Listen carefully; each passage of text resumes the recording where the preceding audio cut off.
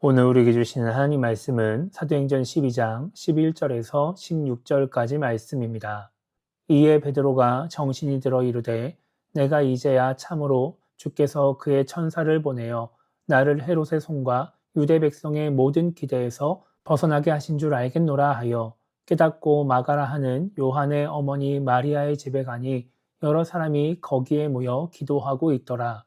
베드로가 대문을 두드린데 로데라 하는 여자아이가 영접하러 나왔다가 베드로의 음성인 줄 알고 기뻐하여 문을 미처 열지 못하고 달려들어가 말하되 베드로가 대문 밖에 섰더라 하니 그들이 말하되 내가 미쳤다 하나 여자아이는 힘써 말하되 참말이라 하니 그들이 말하되 그러면 그의 천사라 하더라.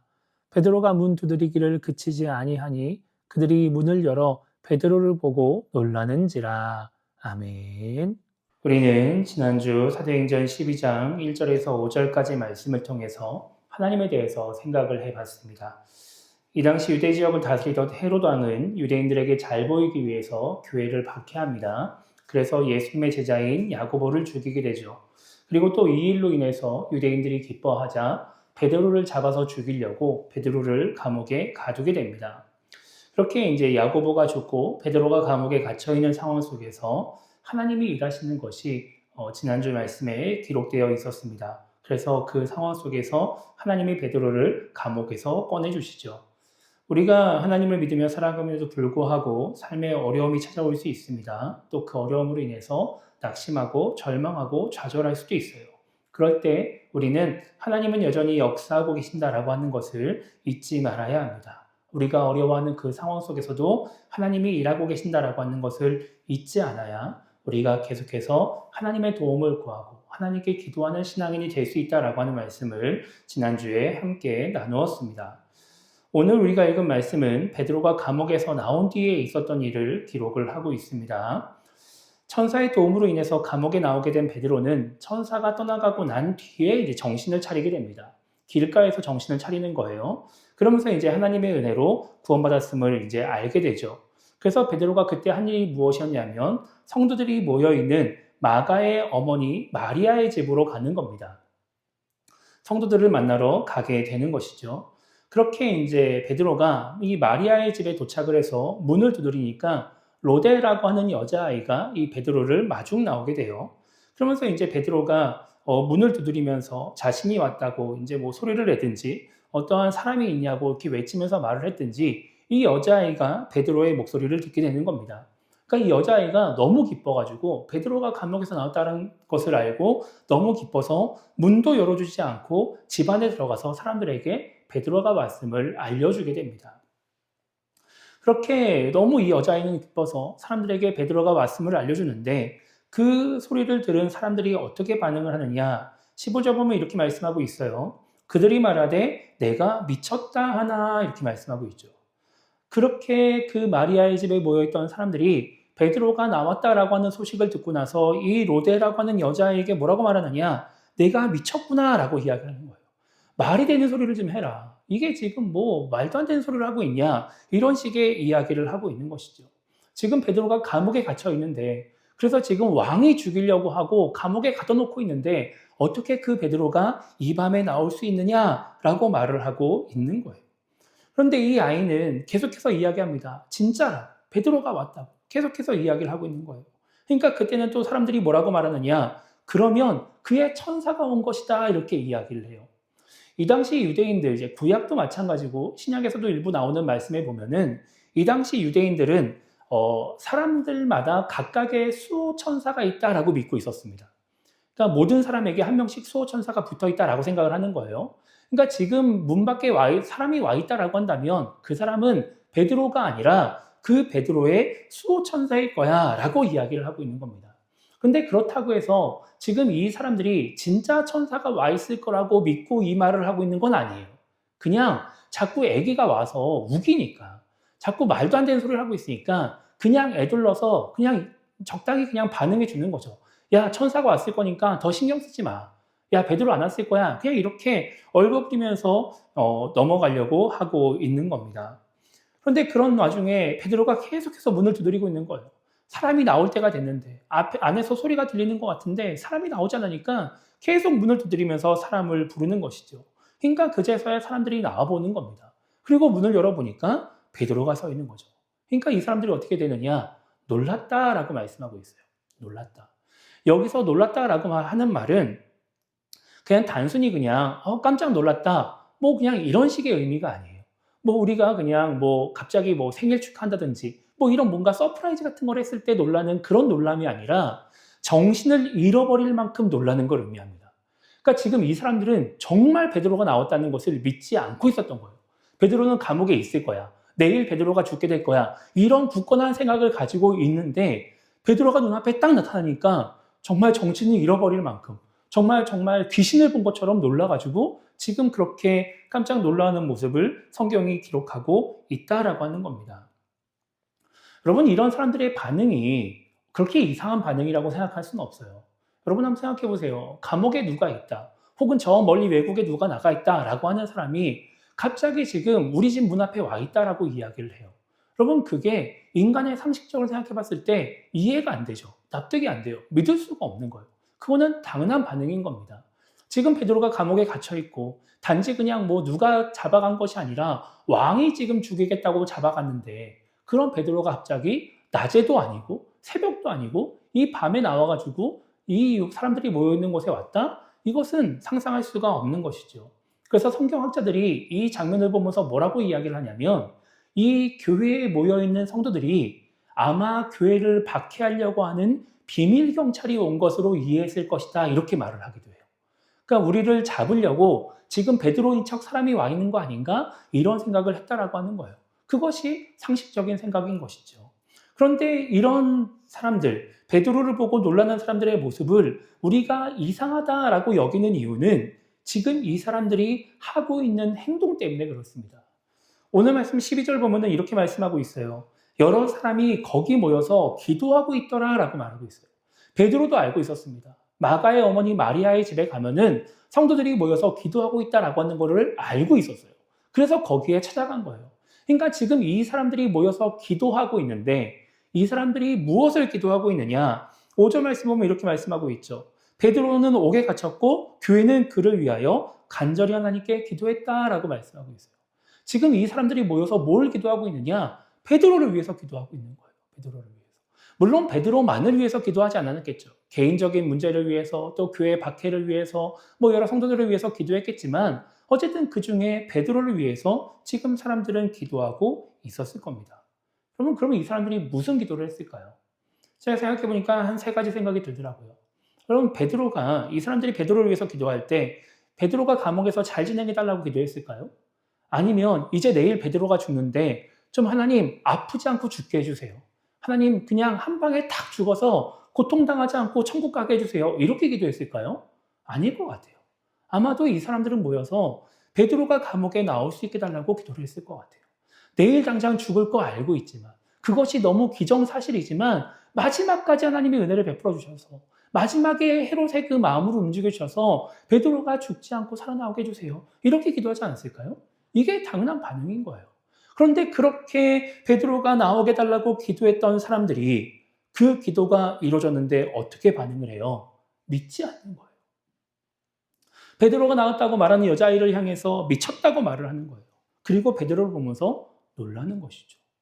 분명히 내가 기도를 했고 그 기도한 대로 이루어졌는데 그 기도가 이루어졌음에도 불구하고 이 사람들의 반응은 기도가 이루어진 사람처럼 행동하지 않았다라고 하는 것이죠. 여러분, 왜 이 사람들이 기도를 했음에도 불구하고 그 자신들이 기도한 대로 베드로가 감옥에서 나왔음에도 불구하고 이런 모습을 보여줬을까요? 그거는 이 사람들의 기도 때문에 그렇습니다. 기도. 이 사람들의 기도가 어쩌면 올바르지 않은 기도이기 때문에 제대로 된 기도가 아니기 때문에 기도를 했음에도 불구하고 이런 반응을 보인다라고 하는 거예요. 여러분, 왜 기도가 문제일까? 우리가 한번 생각해 볼 필요가 있습니다. 여러분, 기도라고 하는 거는 신앙인들에게 필수적인 행위로 여겨져요.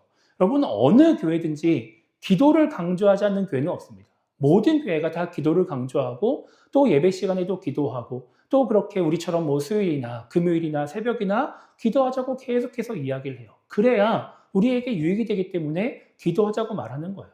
여러분이 기도라고 하는 거는 기독교에서만 강조하는 게 아닙니다. 모든 종교에서 다 강조하는 거예요. 그것이 무속신앙이든지 불교든지 천주교든지 이슬람이든지 뭐 유교든지 뭐든지 모든 종교는 다 기도를 강조합니다. 왜 강조하냐면 이 기도가 신과의 소통 행위이기 때문에 그래요. 인간이 신적인 존재하고 소통할 수 있는 유일한 수단이 기도라고 생각하기 때문에 모든 종교는 기도를 강조하고 있는 거예요. 우리 기독교도 마찬가지죠. 우리가 기도다라고 이야기를 하면 기도가 무엇이냐라고 이야기를 하면 대부분 하나님과의 대화다라고 이야기를 합니다. 우리도 기도를 통해서 하나님과 소통을 한다라고 하는 거예요. 그리고 거기에서 유익을 얻게 되는 것이죠. 그런데 그 유익이 단지 기도를 했냐 안 했냐에 따라서 달라지는 것이 아니라 기도를 길게 했냐 짧게 했냐에 따라서 달라지는 것이 아니라 기도를 제대로 했느냐 올바른 기도를 했느냐에 따라서 달라진다라고 하는 거예요. 내가 아무리 오랫동안 기도를 하고 내가 아무리 정말 열심히 기도를 해도 제대로 된 기도를 하지 못하면 올바른 기도를 하지 않으면 우리는 이 기도를 통해서 유익을 누릴 수가 없게 된다라고 하는 것이죠. 여러분, 우리가 올바른 기도를 하면 얻을 수 있는 유익들이 있습니다. 우리가 방금 살펴본 것처럼 하나님과 대화를 하면서 하나님과 소통을 하게 되는 유익을 누릴 수도 있지만 여기 나오는 유익들을 우리가 누릴 수 있어요.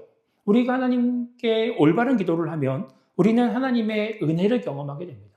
하나님의 은혜를 경험하게 돼요. 이것은 약간 통칭적인 표현이고 조금 더 구체적으로 보면은 내 삶 속에서 하나님의 역사하심을 경험하게 되죠.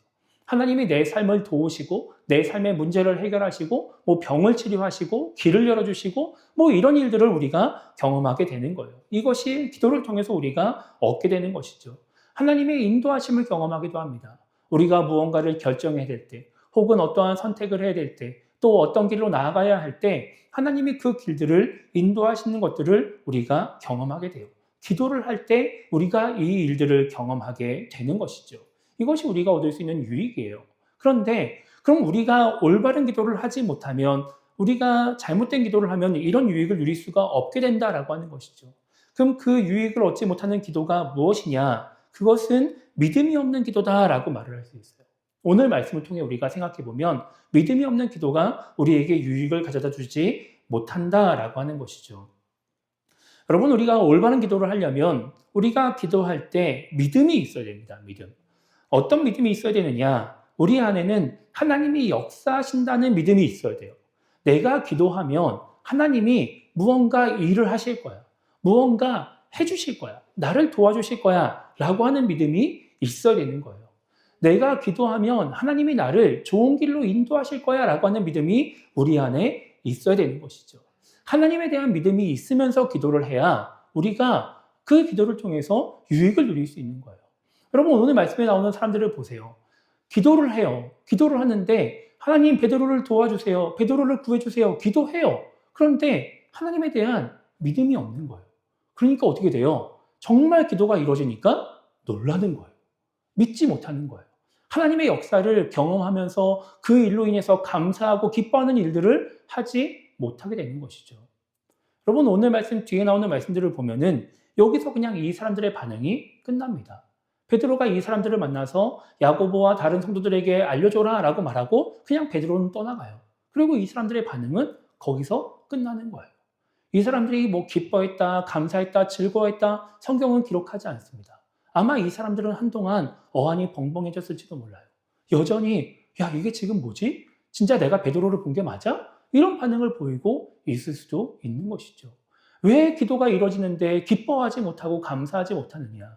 왜 그 유익을 누리지 못하느냐? 하나님에 대한 믿음이 없기 때문에 그런 거예요. 그런데 우리가 이 하나님에 대해서 믿으면서 우리가 생각해야 될 것이 무엇이냐? 하나님이 나를 인도하시는 그 좋은 것이, 하나님이 역사하신 그 결과물이 내가 원하지 않는 것일 수도 있다라고 하는 거예요. 나는 지금 내가 돈이 필요해서 하나님께 돈을 달라고 기도를 해요. 그런데 하나님이 보시기에 돈이 없는 게 더 나에게 유익할 것 같아요. 그럼 돈을 안 주실 수 있죠.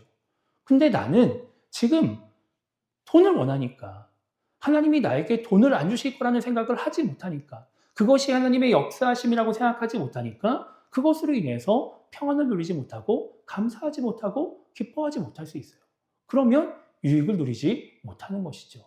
내가 기도하면 하나님이 역사하시는구나. 하나님 나를 좋은 길로 인도하시는구나. 근데 그게 내가 원하는 것이 아닐 수도 있구나 라고 하는 믿음을 가지고 있어야 우리는 기도하고 그 뒤에 놓여지는 상황에 대해서 감사하고 기뻐하며 영적인 유익을 누리는 신앙인이 될 수 있다라고 하는 것입니다. 그렇게 기도를 해야 우리가 결국은 사람에게 보여지기 위해서 기도하자는 신앙인이 될 수 있는 거예요. 여러분, 우리가 예전에 작년 말에 제가 오후 예배 시간에 기도에 대해서 함께 나눈 적이 있었어요. 주기도문을 가지고 함께 이야기를 하면서 그때 우리가 함께 생각해 봤던 것이 무엇이었냐. 예수님이 하지 말라고 하는 기도 중에 사람에게 보여지기 위해서 기도하지 말라는 말씀이 있었습니다. 사람에게 보여지기 위해서, 나를 자랑하기 위해서, 나를 드러내기 위해서 기도를 도구로 삼지 말라는 거예요. 우리가 열심히 기도하고 애를 써서 기도하고 오랫동안 기도해도 그것이 사람에게 보여지기 위해서 하는 기도고 사람에게 인정받기 위해서 하는 기도다라고 한다면 우리는 잘못된 기도를 하고 있는 것이죠. 그러면 그 기도를 통해서 영적인 유익을 누리지 못하는 거예요. 그냥 남들 하니까 나도 기도해야지라고 하면서 그냥 기도하고 그렇게 내가 저 사람보다 더 인정받아야 돼라고 하는 마음을 가지고 기도하면 그 기도가 응답되어 그 기도가 이루어져서 정말 나이가 원하는 결과물이 나에게 주어진다 할지라도 우리는 그것을 통해서 하나님께 감사하며 기뻐하는 신앙인이 되지 않는다라고 하는 것이죠. 그래서 우리가 지금 올바른 기도를 하고 있는지 그렇게 잘못된 기도를 하고 있지 않은지를 생각해 봐야 한다라고 하는 겁니다. 그래서 우리가 올바른 기도를 하기 위해서 우리에게 있어야 될 것들이 있어요. 그것이 뭐냐면은 첫 번째는 하나님이 내 기도를 들으신다는 믿음이 있어야 됩니다. 우리가 기도하면 하나님이 내 기도를 들으실 거야 라고 하는 확신이 우리 안에 있어야 우리는 올바른 기도를 할 수 있는 것이고 그 기도를 통해서 유익을 누릴 수 있게 되는 거예요. 여러분, 기도라고 하는 행위는 일방적인 행위입니다. 우리가 앞에서 살펴봤던 것처럼 기도는 하나님과의 대화야, 하나님과의 소통이야 이렇게 얘기를 해도 실제로 우리 기도를 한번 생각해 보세요. 기도는 그냥 나 혼자 이야기하는 거예요. 하나님이 내 눈앞에서 딱 계셔가지고 그래 나에게 이야기를 해봐 이렇게 해서 이야기를 하는 것이 아니라 나는 눈을 감고 그냥 눈에 안 보이는 하나님을 향해서 나 혼자 이야기를 해요. 그러니까 우리의 행동만 보면은 이거는 그냥 일방적인 행위인 것이죠. 그러니까 많은 신앙인들이 기도를 하면서 하나님이 내 기도를 들으시나? 듣지 않으시나? 이거에 대해서 명확하게 알지 못합니다. 때로는 내가 열심히 기도를 해도 하나님이 내 기도를 들으시지 않는 것 같은 생각을 할 때도 있어요. 그런데 그럴 때에도 우리는 하나님을 믿어야 된다라고 하는 것이죠. 내가 이렇게 기도해도 내가 지금 어디에서 꼭 교회가 아니라도 내 삶의 자리에서 내가 처한 그 상황에서 하나님께 꼭 사람이 보기에 기도 같지 않은 기도라 할지라도 하나님께 말을 할 때 하나님이 내 말을 들으신다라고 하는 믿음이 있어야 우리가 제대로 기도를 하게 된다라고 하는 거예요. 그래야 우리가 사람에게 보여지기 위한 기도를 하지 않게 되는 것이고 그래야 우리가 예수님이 말씀하신 대로 중언부언하지 않는 그런 기도를 하는 신앙인이 될 수 있다라고 하는 것이죠. 또 우리가 기도할 때 있어야 될 것이 무엇이냐? 우리는 하나님이 내 기도에 응답하신다라고 하는 믿음이 있어야 됩니다. 하나님은 우리 기도를 들으시면 무조건 응답하세요. 이거는 그냥 성경에 나와 있는 말씀이에요. 그런데 문제는 뭐냐? 응답이 무엇인지를 우리가 잘 모르기 때문에 그런 것이죠. 여러분, 기도의 응답이라고 하는 것은 내 기도에 대한 하나님의 반응입니다. 반응이에요. 이것은 하나님이 내 기도를 들으시고 나서 그래 내가 네가 원하는 대로 이루어줄게 라고 하는 반응일 수도 있고 아니 네가 원하는 것보다 이게 더 나은 것 같아 라고 하는 반응일 수도 있어요. 그런데 많은 사람들이 자꾸 이 응답에 대해서 착각을 하며 살아가는 겁니다. 내가 원하는 대로 이루어져야 내가 하나님께 기도한 대로 말한 대로 이루어져야 그것을 응답이라고 생각해요. 그래서 우리의 습관적인 표현 중에 저도 마찬가지예요. 자꾸 하나님 응답될 줄 믿습니다. 이런 식의 표현들을 자꾸 써요. 그 말의 의미가 뭐예요? 내가 기도한 대로 이루어주실 줄 믿습니다. 하나님 내가 이것 주세요 하면 하나님 이거 주셔야 되는 거고 내가 하나님 병을 낫게 해주세요 그럼 병 낫게 해주셔야 되는 거고 문제 해결해 주세요 하면 문제 해결해 주셔야 하나님이 응답하신다고 생각하는 거예요. 근데 그거는 응답이 아니에요. 나의 바람일 뿐인 것이죠. 여러분 우리가 부모로서 자녀들을 키운다고 생각해 보세요. 부모가 아이를 사랑하지만 아이가 원하는 거 다 들어주나요? 아이가 달라는 거 다 오케이 해주나요? 아니에요. 때로는 no라고 말할 수도 있습니다. 그게 아이를 위해서 좋기 때문에. 그것이 부모로서 아이에게 하는 응답인 것이죠. 하나님도 마찬가지인 거예요. 내가 하나님 이거 해주세요라고 이야기를 해도 하나님이 no라고 말씀하실 수 있어요. 그럼 그게 하나님의 응답인 거예요. 그러니까 우리는 하나님이 응답하실 거다라고 믿으면서 하나님이 no라고 하시는, 내가 하나님께 말한 대로 이루어주지 않으시는 것도 하나님의 응답이다라고 믿어야 우리가 제대로 응답을 받는 기도를 할 수 있게 되는 겁니다. 그래야 그 기도를 통해서 영적인 유익을 누리게 되는 것이죠. 여러분, 많은 신앙인들이 이렇게 자꾸 응답에 대해서 오해를 하다 보니까 기도를 하면서 자꾸 이런 문제가 생깁니다. 내가 원하는 것이 이루어지는데 집중할 때가 많이 있어요. 기도를 하면서 내가 이걸 구했으니까 이게 될까 안 될까 여기에만 생각을 하는 거예요. 그래서 내가 원하는 대로 되면은 앞서 말씀드린 것처럼 하나님이 응답하셨고 하나님이 나를 사랑하시고 하나님이 나에게 은혜를 베푸시고 나를 도와주신다 이렇게 생각을 하게 되는 것이죠. 그러니까 자꾸 기도하고 나서 기도의 결과에만 집중을 하게 되는 거예요. 여러분, 기도에는 권리가 있습니다. 권리. 우리에게 주어진 권리가 뭐냐면은 내가 하고 싶은 말 할 수 있는 권리가 우리에게 주어져 있어요. 기도는 그런 거예요. 물론 예수님이 여러 가지 원칙적인 것을 말씀하시긴 하지만 우리가 그것 좀 어겨도 괜찮아요. 하나님이 그거 가지고 우리에게 심판하시거나 벌을 주지 않으세요. 그러니까 우리가 하나님께 돈 달라고 요구할 수도 있는 것이고 우리가 하나님께 뭐 병 고쳐달라고 이야기할 수 있는 것이고 삶의 여러 가지 문제를 가지고 다 이야기할 수 있어요. 그게 우리에게 주어진 권리예요. 하나님의 권리는 뭘까요? 하나님 마음대로 하시는 게 하나님의 권리예요. 주실 수도 있고 안 주실 수도 있고 고쳐주실 수도 없고 없으실 수도 있고 다 하나님의 권리예요. 그거는. 그러니까 그 모든 것을 하나님의 권리로서 행사하시는 것이고 그것을 통해서 우리는 무엇을 알려고 애를 써야 되느냐? 하나님의 뜻을 아는데 알려고 애를 써야 된다라고 하는 것이죠. 지금 내가 하나님께 하나님 이것 주세요라고 한 이야기가 하나님이 보시기에 어떤 것인지를 판단하는데 우리는 관심을 가져야 된다라고 하는 거예요. 앞서 말씀드린 것처럼 나는 하나님께 하나님 돈을 주세요라고 이야기를 했어요. 근데 하나님 보시기에 돈이 필요하지 않은 것 같아요. 돈을 안 주세요. 그러면 그때 우리는 어떻게 생각해야 되는 거예요? 아, 지금 나에게 돈이 필요하지 않다고 하나님이 생각하시는 거구나. 지금 내가 이 돈을 갖지 않는 것이 하나님의 뜻이구나 라고 생각해야 되는 거예요. 거기서 하나님의 응답을 찾고 그 하나님의 뜻을 분별하면서 우리는 그 뜻을 향해 나아가야 되는데 자꾸 내가 원하는 것이 이루어지는데 집중하다 보니까 하나님의 뜻이 내가 돈을 갖고 있지 않은 것임에도 불구하고 우리는 어떻게 돼요? 하나님, 그래도 돈을 주셔야 돼요 라고 기도하는 거예요.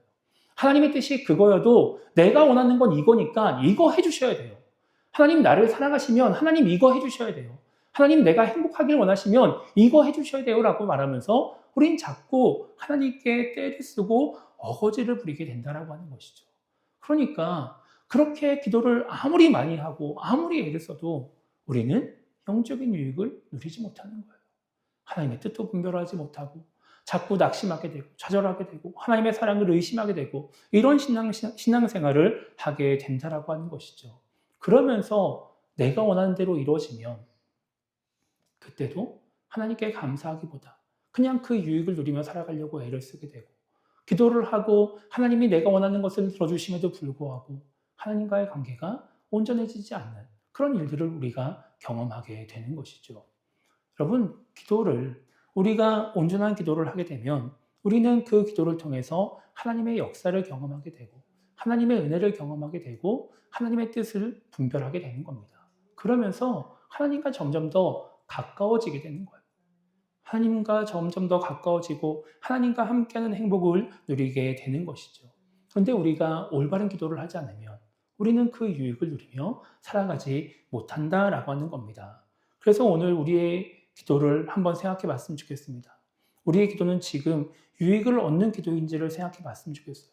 영적인 유익과 육적인 유익들, 정말 하나님의 주시는 그 은혜를 누리기 위해서 하는 기도를 우리가 지금 하고 있는지를 생각해 봤으면 좋겠고요.